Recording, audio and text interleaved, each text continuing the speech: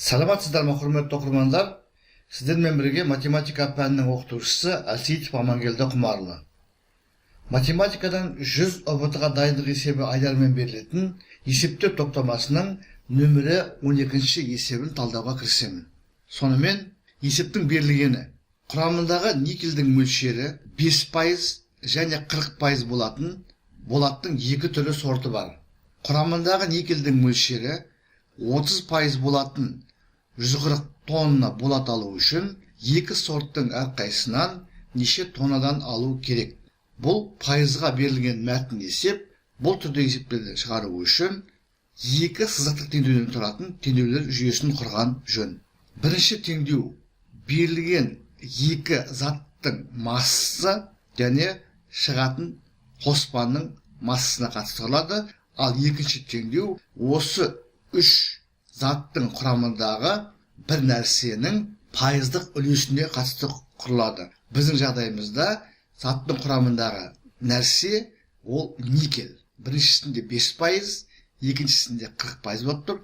Ал осы екі затты қосқанда шығатын заттың, яғни болаттың құрамындағы никельдің пайыздық үлесі 30%. Шешуі: есеп шарты бойынша болаттың екі сорты берілген. Бірінші сортының массасы X деп алайық, екінші сорттың массасы Y деп алайық. Сонда екеуінің қосындысы 140 тонна болады. Ол менатыр жүйелі бірінші теңдеу. Екінші теңдеуіміз қараңыздар, осы болаттың сорттарындағы никельдің проценттік үлесі.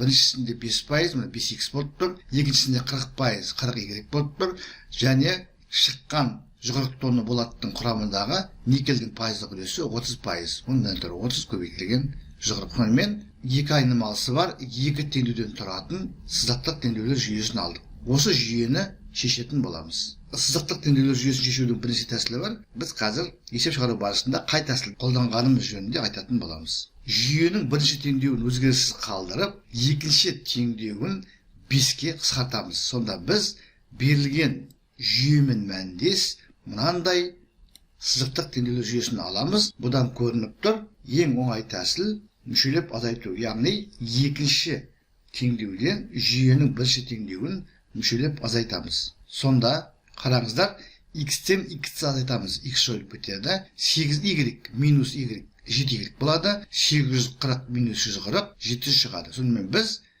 нәтижесінде 7Y тең 700 деген қарапайым теңдеу аламыз. Осы теңдеуден Y-ті табамыз. Бұдан Y тең болады 100 деген шығады. Яғни Y 100 тонна. Сонымен болаттың бірінші сортынан 40 тонна, екінші сортынан 100 тонна алынған болып тұр. Сонымен есептің жауабы 40 тонна және 100 тонна. Сонымен құрметті оқырмандар, біз бүгінгі сабағымызда математикадан 100 ұбт-ға дайындық есебі айдармен берілетін есептер топтамасының нөмірі 12-ші есебін толығымен талдадық. Бұл пайызға берілген мәтін есеп. Бұл түрдегі есептерді шығару үшін жоғарыда атап кеткенімдей, ең оңай тәсіліміз екі сызықтық теңдеуден тұратын екі айнымалысы бар теңдеулер жүйесін құру.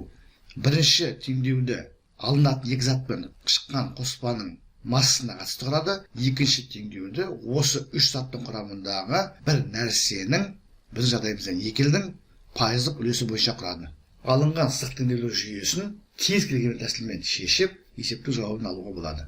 Сіздерге барлығы түсінікті болды ғой деп ойлаймын. Егер түсінікті болса, лайк қойыңыздар, репост жасауды ұмытпаңыздар. Мен әдеттегідей әрбір сұраққа, ұсыныс пікірге уақытымен және нақты жауап беруге тырысатын боламын.